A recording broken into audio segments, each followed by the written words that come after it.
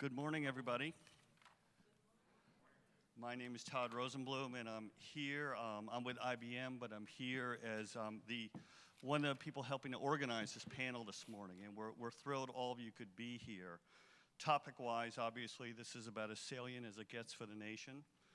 The challenges that we have are enormous.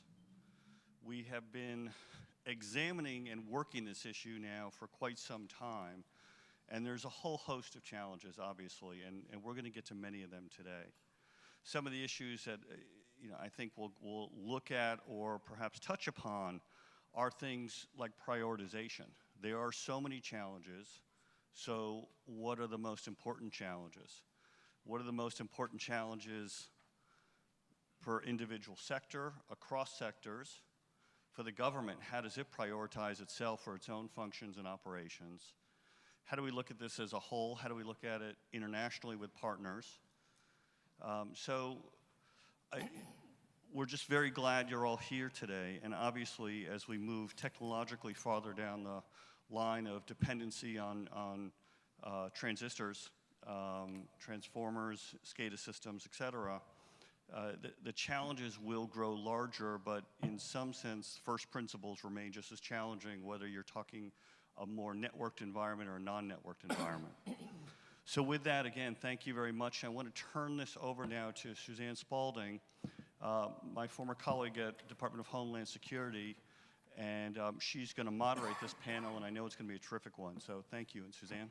Great. Thank you, Todd, and thanks to all of you for being here. And I want to thank the sponsor of this breakout session, in particular, ComCetra LLC.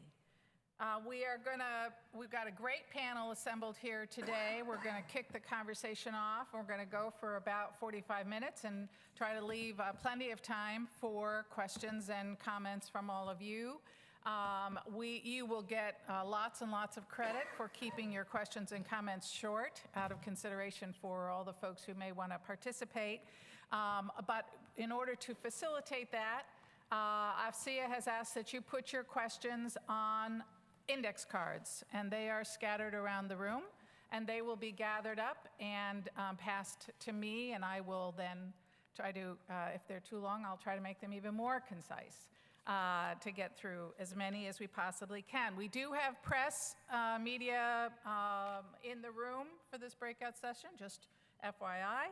And perhaps most important for some of you, this is attendance here can be credited toward your CEE, your continuing education credits. And if you want to get credit for having attended, you should get your badge scanned at the end of the breakout session in the back. Okay? And then AFCEA has asked me to also encourage all of you at the end of this breakout session to join them in Exhibit Hall Ballroom A for the plenary session on combating terrorism and international perspective. So we're going to get right into this conversation. I'm going to introduce the panelists by title only, but I think you've got their bios in your materials, and I'd encourage you to read them. It's a very impressive panel that's been assembled here, and I'm going to start on my left with Scott Smith, Assistant Director of the Cyber Division at FBI. Chris Boyer, who is Assistant Vice President for Global Public Policy at AT&T. Tom Minton, Manager, Security Governance, Risk, and Intelligence at Exelon Corporation. And my former colleague, John Felker, who is the Director of the NCIC, the National Cybersecurity Communications and Integration Center at DHS. We are anticipating the arrival of Fred Hintermeister, who is probably still fighting that awful traffic that I fought coming in. He is the manager of the EISAC, the Electricity Information Sharing and Analysis Center. So it's a great public-private panel we've assembled here to talk about cyber threats to critical infrastructure and the ways in which both the government and the private sector assess that risk and how they see the threats and what they are doing to work together to mitigate the risks. So I'm going to start with our government panelists, and I'm going to start with John Felker. And John, if you could just kick us off with a brief description of the government's assessment of the threat to critical infrastructure. I remember, obviously, that when I was there, ICS CERT, the Industrial Control Systems Computer Emergency Response Team, came out with every year their kind of high-level assessment of what they were seeing in terms of incidents on, and attacks on critical infrastructure. The electricity sector was, for a number of years, the highest in terms of number of incidents. Critical manufacturing, I believe in 2015 or 2014, moved up. But give us a sense of what you're seeing and what we should make of those kinds of statistics. Okay. So I think the biggest concern is the vulnerability that exists because we have control systems that are connected to business systems. Business systems for lots and lots of reasons, and use the electric sector as an example. You know, the electric sector can now manage payments and distribution and all those kinds of things remotely by sensing what's already going on their network. So raise your hand the last time you saw a meter reader at your house. Okay? Raise your hand if you know what a meter reader is. Right? So you don't anymore. So your meter is has an IP address. And that introduces the vulnerability to the larger control system, the electric grid, for example, of a business system and a connection. So I think the biggest thing that we see is that vulnerability, that connection. Some companies, some sectors have done a good job of segregating that, but others have not. So that's the number one thing that we are seeing right now is that vulnerability. And then there are obviously a plethora of threats that can wheedle their way into those networks through that vulnerability. And so over the past couple of years, we've seen the havocs and the black energy kinds of activities. But the numbers have gone up, Suzanne. And in 2014, we had 41 examples of what we saw as potential exploitation and reconnaissance in control system networks. And that so far this year, we're up to 46. So it's increasing. And then when you consider the things that we saw in the Ukraine, where we know that the actor entered through a business system into a control system and then did indeed take control of that system, that is one of the biggest concerns that we have. Great, thank you, John. I say great. It's not very encouraging.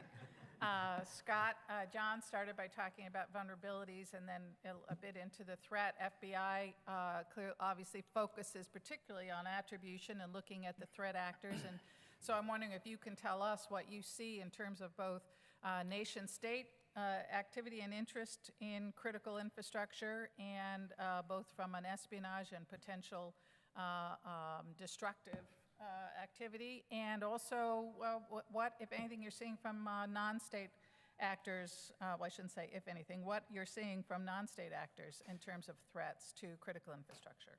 Sure, thanks. Good morning, everyone. Good morning. Okay. Hoorah. You know, this is an area that there's no easy solutions to. You know, there's not a silver bullet that's going to, ultimately come out, or just a simple technical solution. The threats from the nation-state actors are significant. We're dealing with ICS systems and SCADA systems that have been online for quite a while now in a lot of the areas. They're operating and they're running things that are necessary and particularly can't be taken offline just to update and and change. So there's a lot of considerations that come into play with that. But from a nation-state front, we have significant threats and vulnerabilities on the ICS and SCADA side. From a non-nation-state actors, more on the criminal or terrorist type of area, they're emerging in the threat levels and sophistication. I think they are in more along the lines of attempting and continuously looking for the vulnerabilities and entry points so that they would be able to access and then create and disrupt or create the type of attack that they would love to do. If you look at all of the nation-state actors, they're continuously looking for vulnerabilities in our country, whether it be through the airlines or coming across the borders, and however they can get here to our country and cause us harm, they're going to pursue and try to get into the systems. Cyber is one of those areas that they can do from over there, and they can target us all day, every day, and they do. So significant threats from the nation-state actors, emerging threats from the non-state actors, and that's kind of where we see it right now. Great. And do you see, so we talk about critical infrastructure, we go very quickly to SCADA systems, industrial control systems, but obviously there are a number of sectors, critical infrastructure sectors, that could be significantly impacted by cyber disruption, cyber attacks that don't require the sophistication that is normally required to get into an industrial control system, such as financial services and health sector. And so, Scott, do you see a different threat, kind of threat vector with regard to those sectors, particularly from non-state actors? Certainly a different vector, but not less of a threat. And we look at all the different critical infrastructures equally as important, along with the ICS and SCADA systems. We do a lot of work with John's group and DHS and everything, looking to try and get ahead of those threats whenever possible, working with industry, trying to put out information and notifications to the different sectors, whether it be any of the critical infrastructure sectors. But we see them all as critical and relevant to the safety and security of the country. Great. Well, we're going to come back a little bit later in our conversation to the prioritization discussion. But Chris, as a Tier 1 communications provider, you've got a very good view of the threats coming in, and does your view of the threat picture differ significantly from what the government is seeing? Yeah, well, first off, just want to thank you for having me here today. It's a privilege to speak to such an esteemed group. I think from an AT&T perspective, I think we generally agree. SCADA systems is not something, since we're not a utility in that regard, we don't have as many SCADA systems as like some other utilities may have. But we do see a very similar set of concerns. I mean, I'll throw a couple more into the mix. We've been seeing a lot of activity from hacktivists, and ransomware obviously continues to be an issue after the attacks and in the last several months. Also, just kind of, one thing is just kind of this general cottage industry of cybersecurity that's kind of popped up in the dark web, where people like gamers can just go online. One of the theories around the Dying attack was that just some gamers are randomly trying to take down the Sony network, and so there continues to be kind of a whole slew of activities. The one thing that I think that we've been most probably looking at recently is the attack, or the potential for attack leveraging IoT devices. That continues to be a major concern.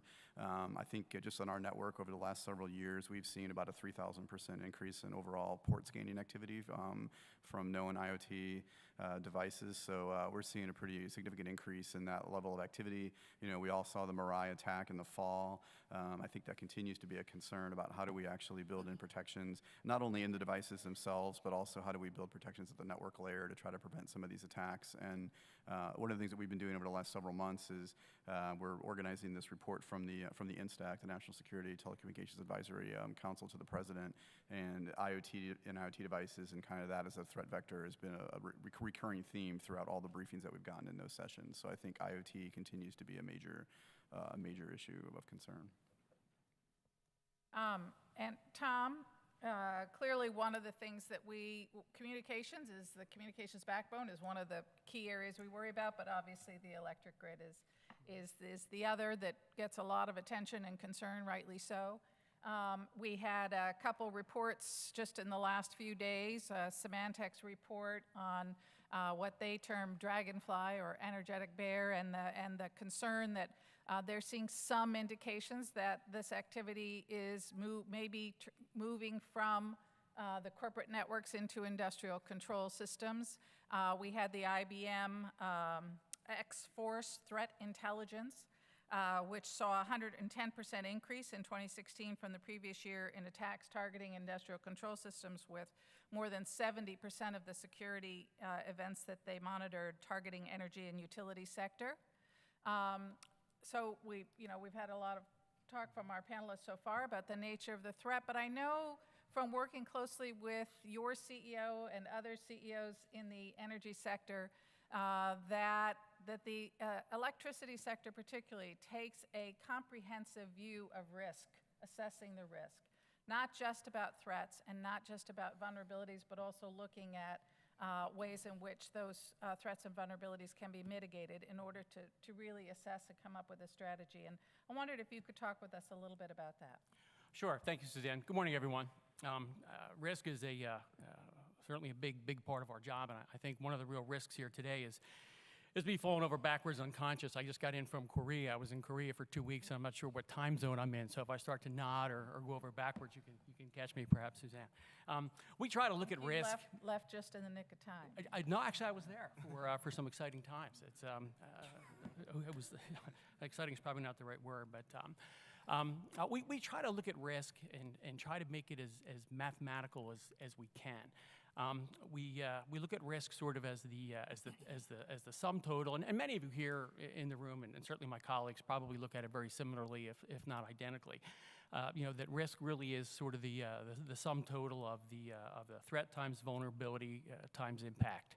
And if any of those factors zero out, then you really don't have much of a risk. But the threat really is the intelligence piece. I mean, what do we know? What's out there? What are the capabilities, the motivations, and the intent of those that would seek to do harm in the cyber world? And how can we stay on top of the threats? Well, one of the ways that we stay on top of the threats is we have a very close and continuing dialogue with our peer and partner agencies, both in the private sector and with the government agencies, particularly the Department of Energy, the Department of Homeland Security, the intelligence community, the Department of Justice, and of course the FBI and others, to find out what is it that's out there, who is doing this, can they do it, are they motivated, and do they have the intent and the capability?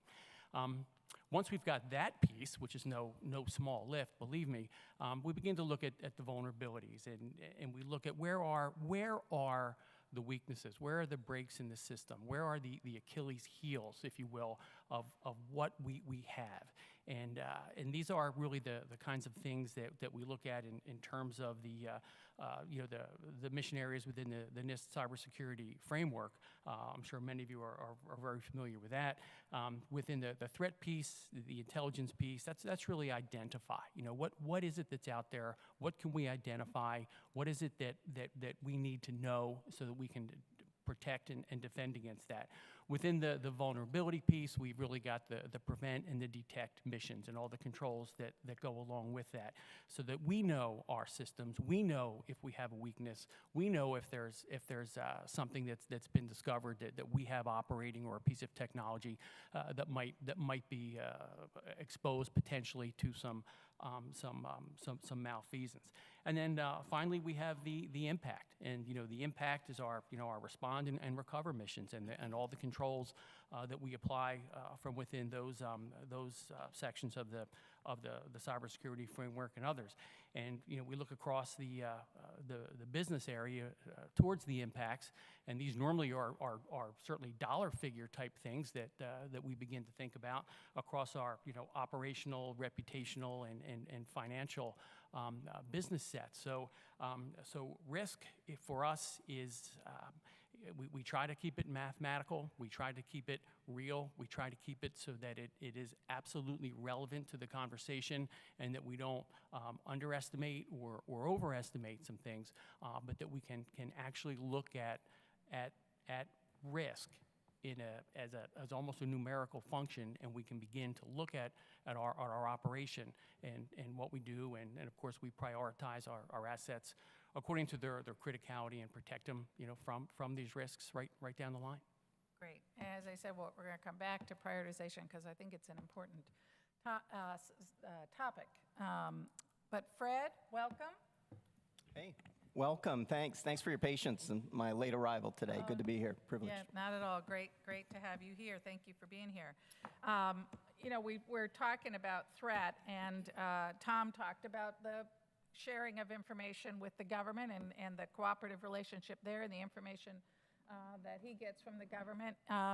You're in an ideal position. You almost kind of straddle those two worlds, and I know that you get threat indicator information from the government through CRISP and automated information sharing. So I wondered if you could talk a little bit about how that's going, and whether you're getting the kind of information that you think the companies that you serve need, and particularly in the realm of classified information. Well, thank you, Suzanne, and certainly you've lent your leadership to much of the collaborative work that's gone on across the public-private sector divide, and I want to say thanks for that, first of all. I think it's very much like Tom just mentioned. It's collaborative, and it's understanding what are your risks. It's understanding how to deal with the risks, and I think the dialogue and the movement has been very, very productive. We've gone from a place where we used to protect risk and avoid risk to a place where we've embraced the fact that if your adversaries are agile and they're advanced and they're persistent, they're probably already there, and there's all hazards risks as well. So as Tom mentioned, we want to wrap it up in a very holistic way and manage and accept our risk, and I believe we've begun to do that. Some of the tools that we're using to address this risk are also important, and they're not all hard tech tools. They're also soft process tools. So policy, process, doctrine all matter. Collaboration matters across the public-private partnership. And we need to know how to speak with each other in ways that build trust. But in addition to that, we have tech tools as well.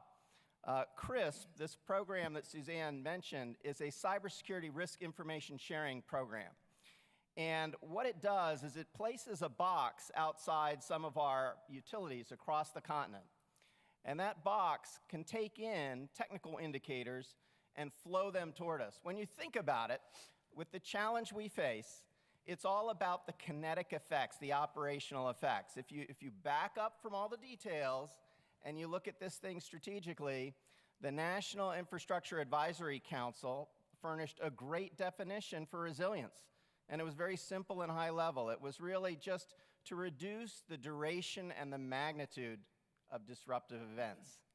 And to do that, if we place boxes like this outside some of our utilities, outside the enterprise environments, we can begin to see the technical indicators. And that's only the first step, because then we have those soft skills of how we collaborate to add analytic value to those indicators as well. And it's not so much that we have to test and apply tools at every single utility. It's much more like Gallup polling. When you want to find out who's going to win the election, you don't have to call every household. You just have to call a scientific sample. So as those technical indicators begin to flow to us, the real big question is, how do we add meaning to those so that we change them from data into knowledge that's actionable by operators? If anything has happened over the last few days, I think it's been a great reminder, the all hazards events we've been facing down in the Southeast and the South. Well, Texas shouldn't be called the South. Texas is unique. That's Texas, right? Right. Got its own grid. But with all that going on down there, I think one thing we've learned is it's all about collaboration. It's all about teamwork. It's all about knowing what information you have at your disposal and how to apply it. And so it's a good reminder that these tech tools that we're mentioning, like CRISP, are only one part of the equation. And both the soft skills and the technical indicators are important. And Fred, you talked about the definition of resilience and the NIAC report, which just recently came out. And one of the things that I always valued in working with the electricity CEOs is that they naturally brought this holistic approach to looking at risk to their enterprise across cyber and physical, because they're up here and they're looking at anything that could disrupt, whether it's a hurricane or a cyber attack, or physical sabotage. And they looked at how do we minimize that disruption and recognize that as often as not, that's going to be a physical mitigation. And putting all of this in a technical stovepipe, you're going to miss that. And so it's, I think, one of the important lessons that we need to pass on from the electric sector to other sectors, to take that holistic approach.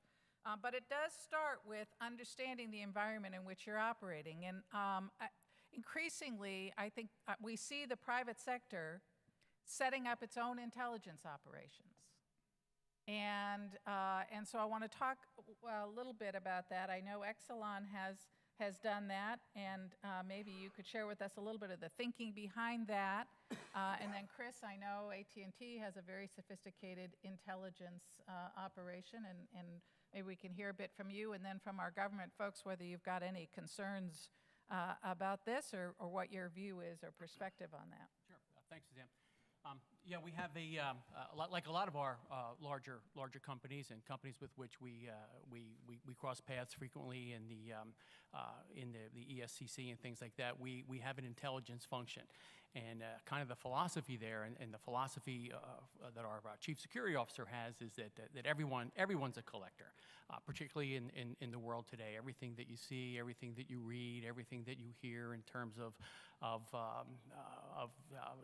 malware or threats in the physical or the cyber world or combined or any of those things. It's all very important, and it all comes to bear on the way we look at the problem set.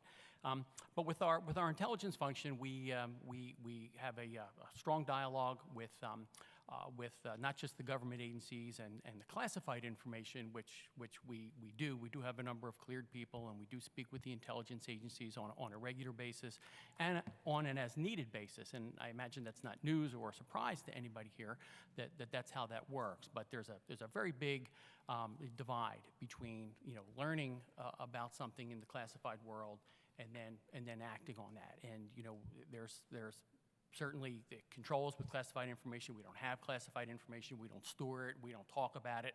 It just is a way of kind of orienting us towards the problem.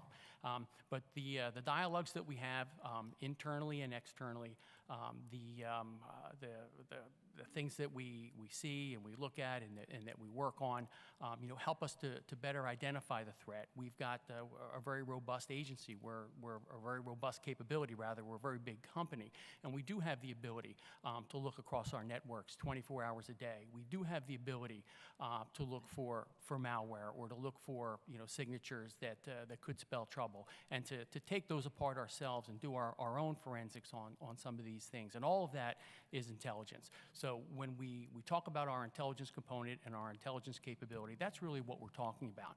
And when we do see these kinds of things, or we learn about these kinds of things, it kind of begins the cycle, and it'll fuel the security and awareness training.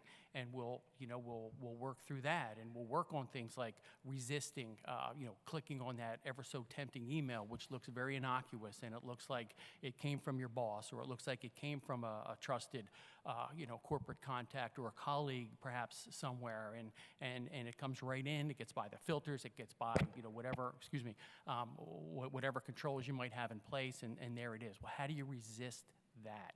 So we also have a very robust security and awareness training program, which is fed by the intelligence and kind of the intelligence cycle within private industry.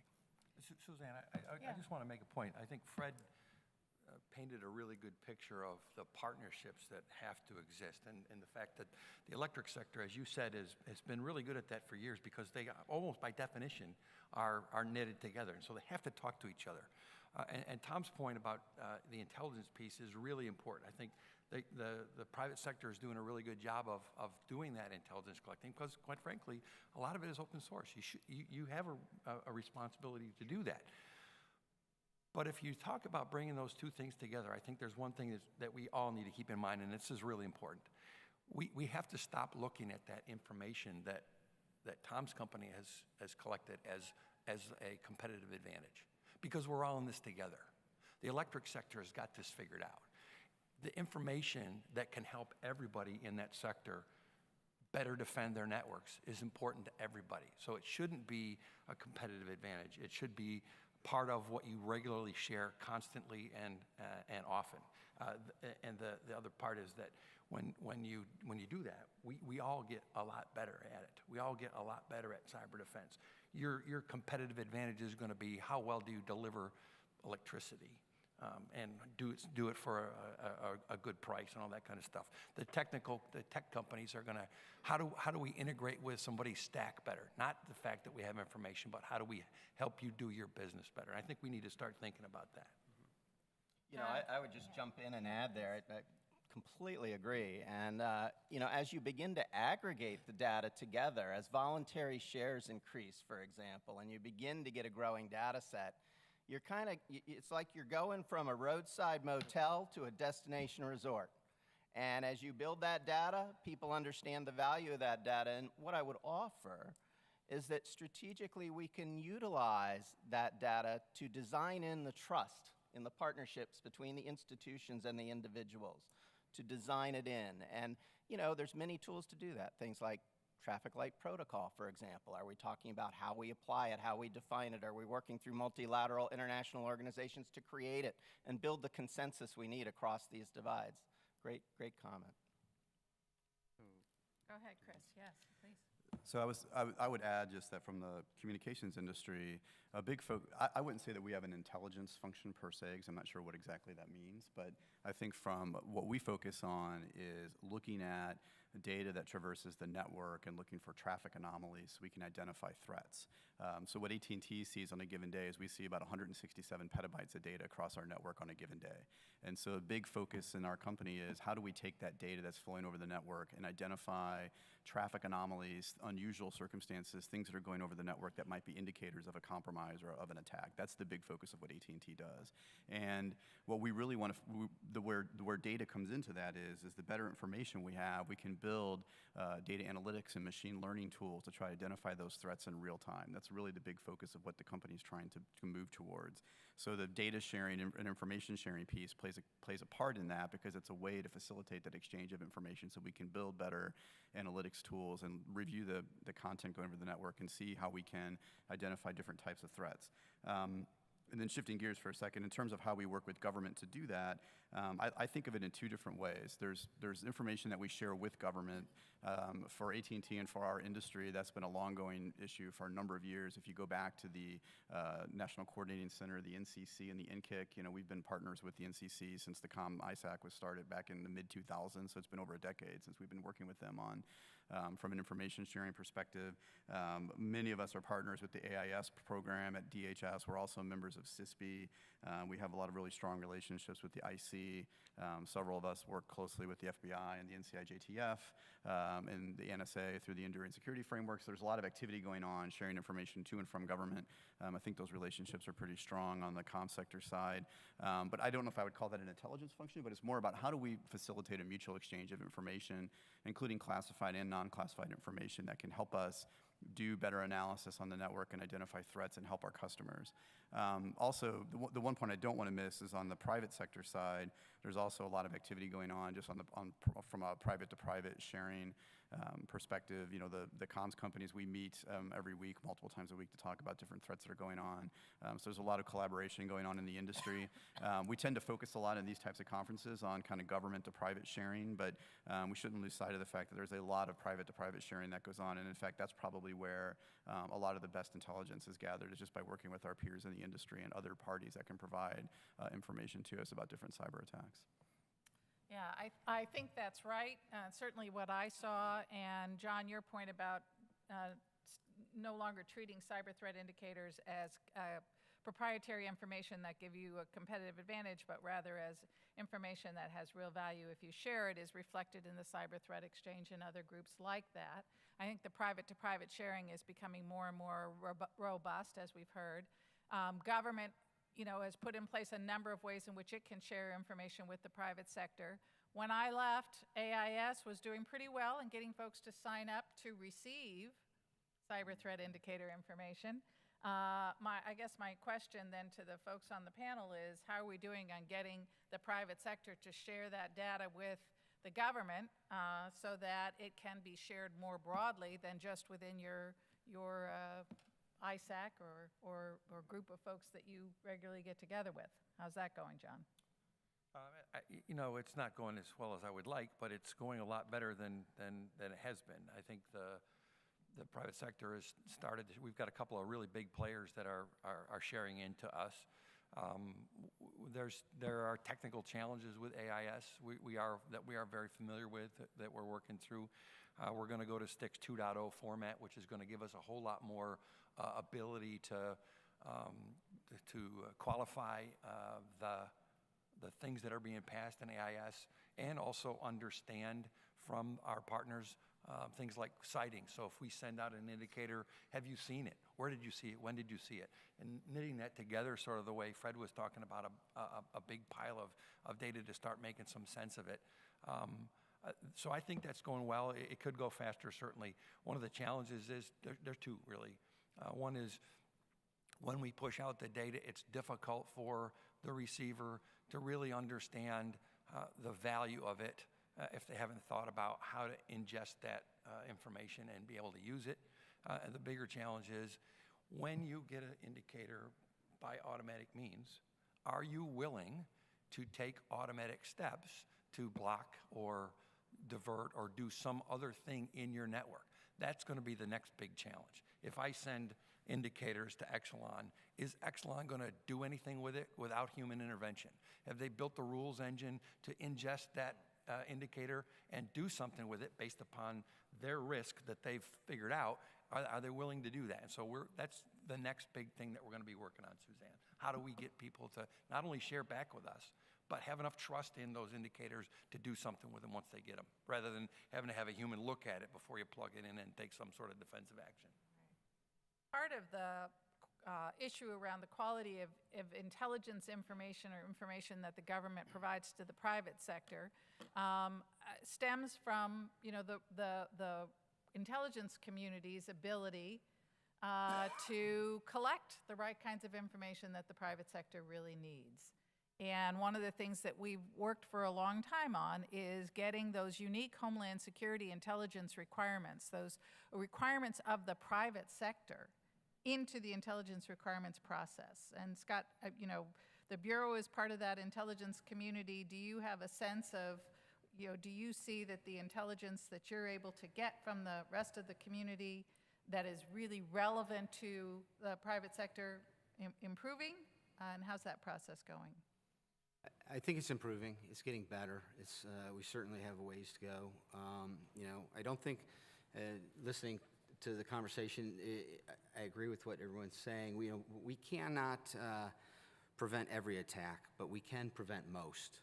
And we do that by being predictive, trying to stay ahead of it. And that comes through the collaboration and the information, primarily from the private sector. They have the information. They're in the best position to see it first. They're in the best position to understand the importance or relevance of it. That it's that collaboration between the private industry, private sector, and government that's going to solve or prevent most of these issues and threats that are facing us. It's not going to prevent them all, but I think we can prevent most of them, and we should be able to deter a lot of them. That deterrent part is a whole nother area where we can enhance that through imposing different types of consequences on the actors that are out there, and through utilizing all the tools within the government, both different authorities by all the different agencies that are brought together by the intelligence community. We have enhanced our outreach operations. We've made it more driven by the requirements, both from the private sector and from government infrastructure requirements. So our kind of collaboration and outreach with private industry is increasing, and it's also becoming a little bit more defined or specific towards those requirements. And part of that requirements process brings us back to prioritization, right?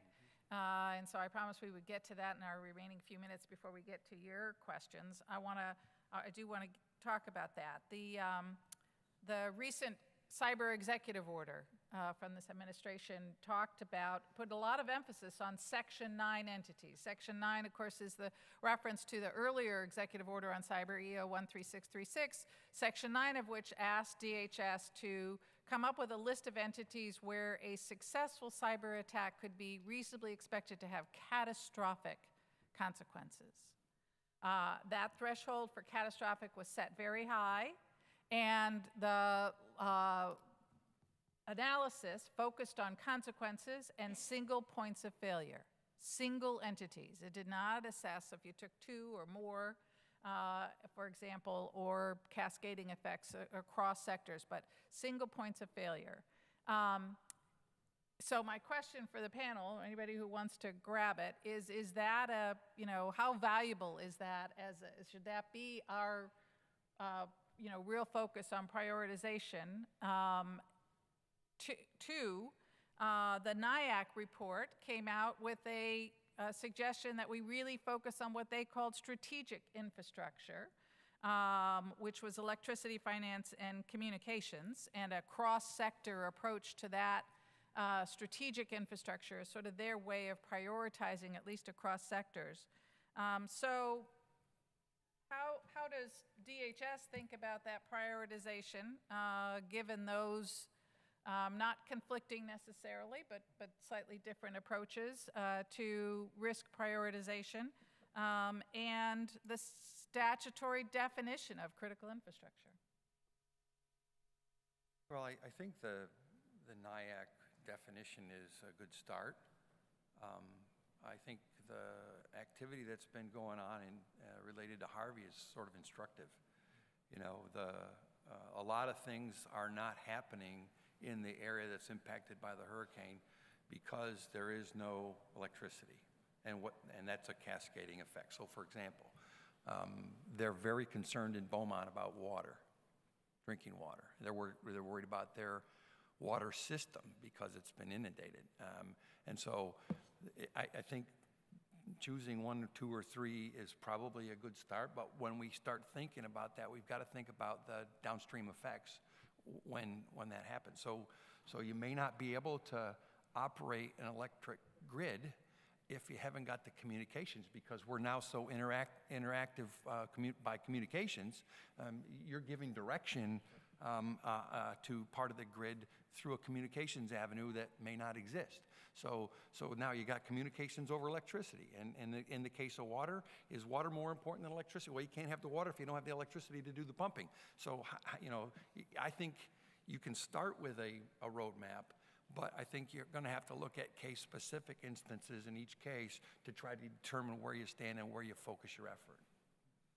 Yeah, the failure to see that there's interdependency risk and systemic level risk is a failure, because I assure you our adversaries see that clear as day.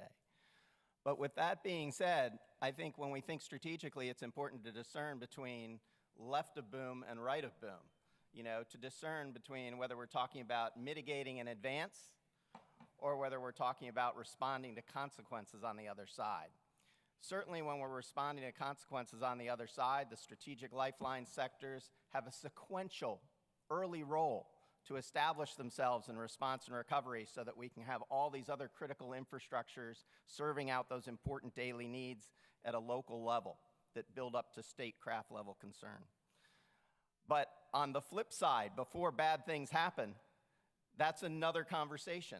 And I do believe the first fundamental steps of that conversation begin with identifying and prioritizing, as has been discussed here, at an entity level, at an asset owner and operator level, at a single point of failure level. But that's not the end of the conversation. You have to go beyond that and look at the systemic resilience effects and understand those as well. So they're both important. Yeah, I think the industries as a whole have been talking about this for quite some time, and we've had There was a previous NIAC report. There was an INSTAC report over a decade ago that talked about the need for prioritized services from both the power industry and from the comms industry to make sure that we could do prioritized restoration, which has been lingering for quite some time. There was a NIAC report earlier this decade. We invited several of the electric sector CEOs to come speak at one of the INSTAC meetings. So there's been a lot of joint discussions about this. So I would disagree with the presumption that there's some sort of failure in identifying this as a systemic risk. I think the industry is well aware of the fact that there's a lot of interdependencies. As was pointed out, communications is dependent upon power. Power is dependent upon communications. We're jointly in the same boat. So I think that's an issue that we're all very well aware of and are working towards dealing with. I think as far as Section 9 goes, the one thing that we've seen in that, I think you have to prioritize and start somewhere, so you can't protect everything, otherwise you're going to end up having no prioritization. So the Section 9 program seems to work as well as others. I think the one thing I would encourage DHS to focus on is really helping identify specific systems and assets that they're concerned about. If you go back to what we define as critical infrastructure, going back to the Homeland Security Act back in the early 2000s, it was focused on systems and assets, not just on entities. And so it's really important that we drill down, because an entity like mine, like AT&T, is a massive entity, right? We own a lot of assets all around the world. And so saying that, hey, you're critical per se, so what does that mean, right? I mean, so how do we narrow that down to specific things that folks are concerned about? And, so there are certain assets that have been identified, but I think drilling that down at a more granular level and saying these are the specific things that are most concerning, I think is an important thing that needs to be done. When we did the comm sector, did a report on the implementation of the NIST framework, we took a shot at that, and we took the communications sector, the NSRA, the National Sector Risk Assessment, and looked at that and said there's certain assets that we think are critical, like the IP backbones, like undersea cables, like the SS7 network, the DNS infrastructure. But we really need to get to kind of that level of understanding of what are the things that we're most concerned about, so we can focus our protection efforts around them. And to kind of, I guess, make a point on top of two excellent points, through the Electric Subsector Coordinating Council, which I think we're going to probably talk about a little bit more here today, one of the chief functions of that is cross-sector coordination and liaison. So within the electric sector, there's a great effort to reach out to the other sectors and make sure that we're all on the same page, and that we share not only information and intelligence, to John's point earlier, but in some cases actual talent. If there's an issue or a problem, we're working through something called the Cyber Mutual Assistance Program, which is a really exciting kind of a really neat concept. And we've done some cross-sector exercises where we've actually gone to some other sectors and said, okay, let's get together the electric sector and the financial sector or the communication sector, and let's game out some scenarios and see how well we work together and identify perhaps some points of failure or some things that we need to work through. So it's actually there's a lot going on. It's all good, and some of these things probably wouldn't have been dreamed of even just a few years ago.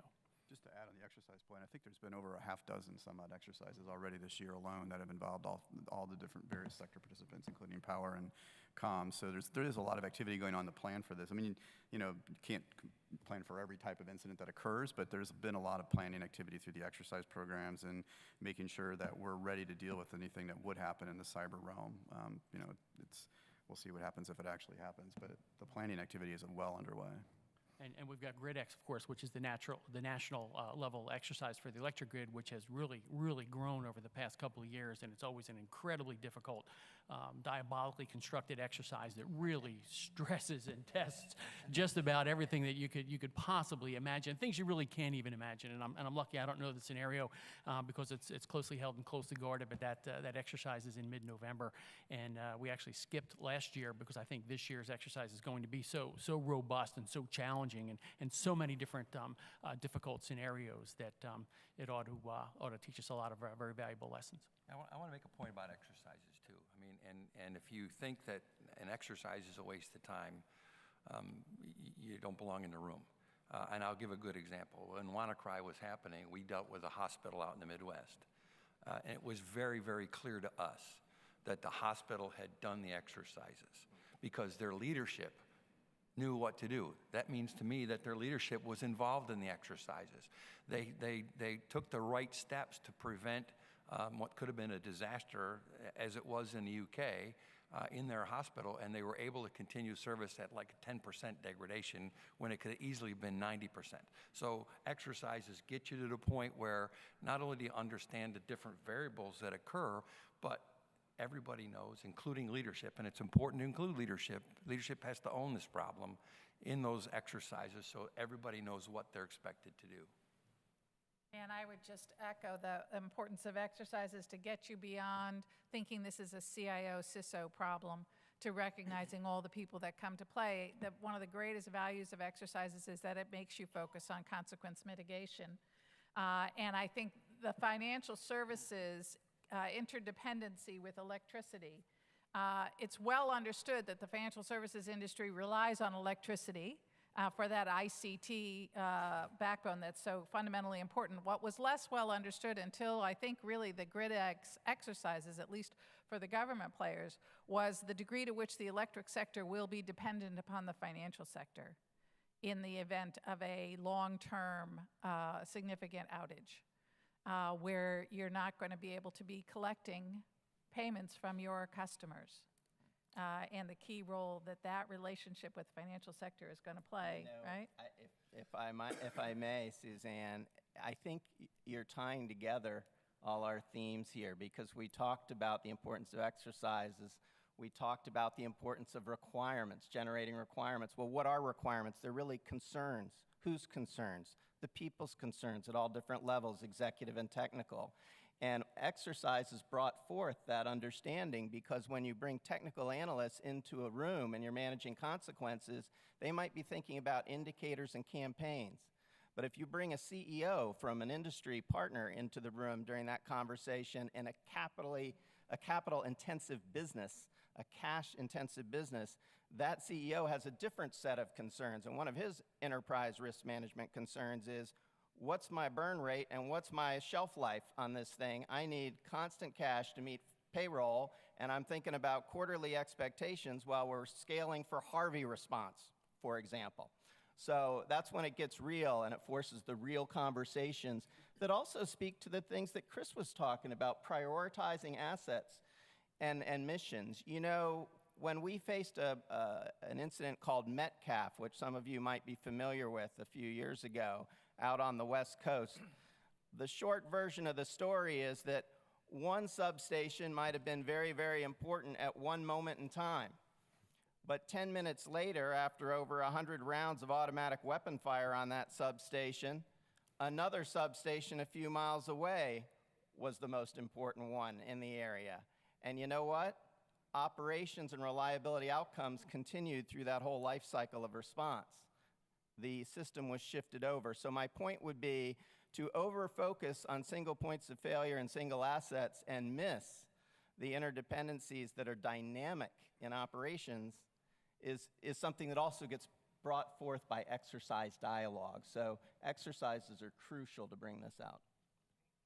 All right, so we've covered a lot, but I can tell from flipping quickly through the questions that you are going to help us bring out some issues that we haven't really addressed, so thank you for that. And one of the first ones is with regard to supply chain, talking about dependencies and interdependencies. How concerned, this is a question for really for all the panelists, how concerned are you that supply chain companies can undermine the reliability of critical infrastructure, and what are government and industry doing to secure supply chains for critical components? Who wants to start? Yes, I'm concerned. I mean, I'm just happy to start. I mean, obviously, supply chain security is a concern for everyone, I think, in the critical infrastructure space. That goes without saying, at least from an AT&T standpoint. And I think for most of my colleagues in the industry, most of us have requirements that we impose on our suppliers to ensure that they provide at least some level of security. You know, we just spent last year, we put out a report at the FCC in what's called the CISRIC, the Communication Security, Reliability, and Interoperability Council, on kind of just general common practices for building a supply chain security management program. The idea being, how can we help all of our colleagues in the industry so that we all at least have some sort of security requirements that we can impose on our suppliers to make sure there's some level of security. Now, the tricky part is, of course, that you're dependent upon the supplier to actually implement the requirements and have their own level of security. So while we can impose a lot of requirements contractually and try to beef up the security of the suppliers, we are obviously dependent upon them. So it is a difficult issue, but certainly something the industry is well aware of and working towards dealing with. Yeah, I would say on the supplier line, it's a significant number of the major compromises have been begun through the third-party supply. So if you're not paying attention to there, then you have a huge hole or vulnerability that you're facing. Along those same lines, it's the same thing similar with like Internet of Things, as you mentioned earlier, which is, again, just an area that until we start to enforce or employ a specific level set of requirements, we're always going to be facing those vulnerabilities and threats from that area. So I agree. Yeah, that's a very good point, Scott, with the vendors, not just in terms of supply chain and choke points and bottlenecks for pieces of equipment, some of which in our industry are quite large and quite difficult to replace. This is an effort that our CEOs are actually looking at and working through the spare transformer program, things like that. But to your point, Scott, vendor security is really a big deal. And if those of you who follow the developments within the cybersecurity framework, version 1.1 is going to contain a new section with supply chain risk, which has to do with your vendor screening and how carefully you look at your vendor security practices and whether or not they really are the weak link in the chain. And what we do and what we certainly try to do is make sure that those companies with which we do business, our vendors, are on a par with us security-wise, that their policies, practices, standards, all those kinds of things are at least equal to our security. Otherwise, it's a huge problem, and it's the other side of the supply chain problem, the security end of it more so than the bottleneck end of it. But it's the other side of the coin there. So one of the questions we got is whether any of the sectors share key vendors with other sectors, and along those lines, do you share information about the cybersecurity maturation, shall we say, or reliability of vendors, and is that something that you ought to think about? So I assume it's not happening. Well, actually, it is happening to some degree. So we do have, like the Tier 1 backbone providers, we have a quarterly meeting between our chief security officers, and we do talk about different suppliers if we think there are security threats that are there. We also have had meetings with, I can't go into the details, but we've had meetings with the intelligence community about particular suppliers as well. We've asked for briefings on different suppliers where they could come in and talk to us about any intelligence they might have. So I think those conversations do happen today. It's more based upon relationships and kind of conversational right now, but I think some of that does happen. Certainly there could be more done in that space, but I think at least people are aware of it and trying to at least have that discussion. If we know about something, at least facilitate it through the vehicles that we have. Well, it's interesting. Government has always, I think, been reluctant to create blacklists. They're even reluctant sometimes to create white lists, although I think that's happening more and more. But it's been interesting to watch the public dialogue around Kaspersky. And I wonder if anybody on the panel wants to speak to, sort of the kind of pros and cons or the risks or benefits of calling out so that the public and private sector writ large and the government has a better sense of just one point of clarification I would say is that in my experience, it hasn't been anything like a blacklist per se. Any conversation we've ever had about a particular supplier has been more about, is there intelligence about anything that we should be concerned about? It's really more a sharing of information. And we factor it in as a risk factor in a business decision that we have to make. But the government, as far as to my knowledge, and it's more of a collaborative thing than it is like, this, thou shall not do X, right? Yeah, I think that's rightfully where it should be, because I think you have to make those decisions yourselves. I'm not sure that we're in a position to help you.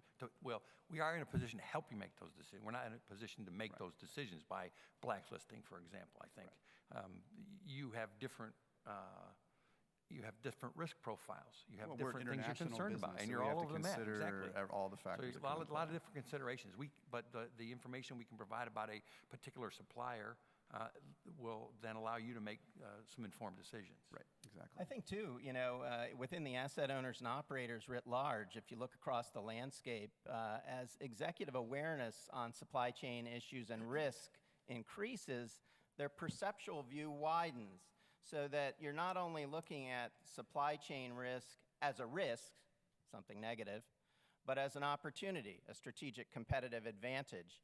And the marketplace can be very, very powerful in taking care of a lot of these issues. So as we go forward in supply chain, I think we're all going to find that an increasing area of concern, but I just urge us to have caution and consider it also an increasing area of opportunity, that we can have artful policy that encourages market-based opportunities and options in supply chain, so that the companies can be very agile about applying the mix and match of supply chain participants they want, not only for products, but also for services. Just one other quick point on supply chain. I think one thing that we need to be cognizant of is that the issues are becoming more complex, because there's a much longer tail of suppliers out there than there were in the past, especially as networks and technology moves to being almost based on software, running on commodity-based servers. You have a much more complex environment that you're dealing with. And so, for example, in the past, you could say, well, if this piece of equipment was made in a particular region or a geolocation, you can almost say, like, hey, there might be some suspicion about whether it had a security vulnerability. In the future, everything's kind of going towards an open source model. The software is being written all over the world. People are using GitHub and pulling in code from different locations. And so the issue of what is actually in a product and in a piece of software is a much more complex issue going forward. So that's something that, and one thing that I think we've encouraged the government to do is be really active in the standard setting process around the world, and in these open source communities and other discussions that are going on, because we need to make sure that kind of that there's visibility on the code, so that we can see where some of these things may be coming from. And another proposal that we had a question about, the feasibility and the appetite for, is government providing a free public service scan of IoT devices for vulnerabilities. And obviously one of the benefits would be the accumulation of data that could be then shared more widely and a better understanding. But do you guys have any thoughts right off the top of your head on that proposal? So I'll keep going on that one. You I'm not sure Yeah. government needs to do it per se. I mean, I think there are efforts to do this. If you look at what's happening with like the ITL, the Independent Testing Laboratory that Mudge is trying to create, they were looking at doing some of that activity. Also, the Underwriters Laboratory has been looking at doing that. I know Consumer Reports is talking about factoring into their analysis on when they rate devices. So I think there's kind of a lot of efforts that are kind of all converging around the same theme. In the EU, they've proposed kind of a certification model. So I think those things are going to shape themselves out over the next couple of years. So I'm not sure that government needs to do it. And I think the challenge, if you have government do it, the challenge you have is a lot of these devices are not made in the U.S. and they're imported. They're all over the world. And so it can't just be a U.S. government-driven thing. It needs to really be an international thing based on international standards as best we can. So I think that model will emerge over time, probably through some of these other entities that are out there. Government certainly can play a role in trying to convene the industry and kind of make sure that these things happen, but I think they should ultimately leave it up to the private sector. Yeah, I absolutely agree. I think it's a huge lift for government to do, number one, and I think you're absolutely right. The government should be in the business of helping to set the standards, and then allowing the market to take care of the standards. Right. I would also offer that the government should set not only the standards, but set the example. An inward focus on best practices across the government and the departments can be an exemplar for industry, and also raise awareness for the executives in industry. And I think that's a useful role that government often does play in some cases, not with parity in every environment, but in some cases, but could certainly do more of. I think we're going to see more of that as the EO and the surrounding activities start to play out. So we are being told we need to wrap it up in the next couple of minutes. We got a lot more questions, and so I apologize that we weren't able to get through all of them, and I am going to exercise the speaker's prerogative to ask my favorite question. on an issue that is near and dear to my heart. But we did get 2 questions that asked about the Nppd reorganization and the effort on the Hill and at the Department of Homeland Security to elevate, to rename Nppd, something that reflects more closely its mission, and to elevate it to the level of an operational component within the department. And John, I would ask you if you know the latest on that, where we are on that, and for the rest of the panelists, really a question about, do you think that is important, and would, what is the significance of that from your perspective? The latest, as I understand it, is that it was voted successfully out of committee in the House. There is some discussion that we are aware of going on in the Senate related to that, but don't know who the players are in the Senate that are either helping or hurting the effort. But it did get out of committee, and I'm not sure that it's scheduled for a vote in the House yet, but it's I think, close.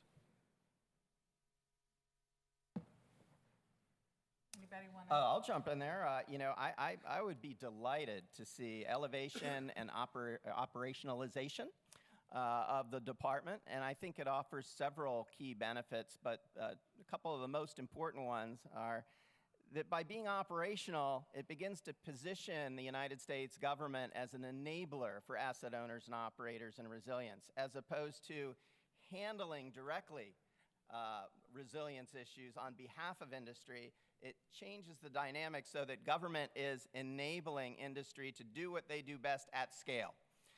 So that's one reason. The other reason I think that it's a very beneficial thing to do is that so much of risk going forward, whether it's cyber risk or physical risk, all hazards risk, is about talent development and workforce development.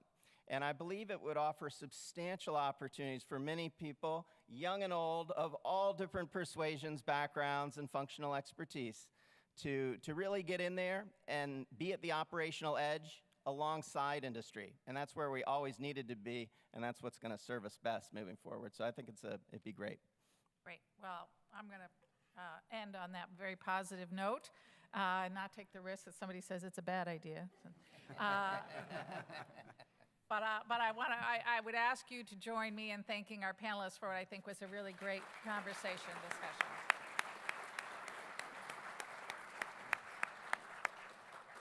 Now,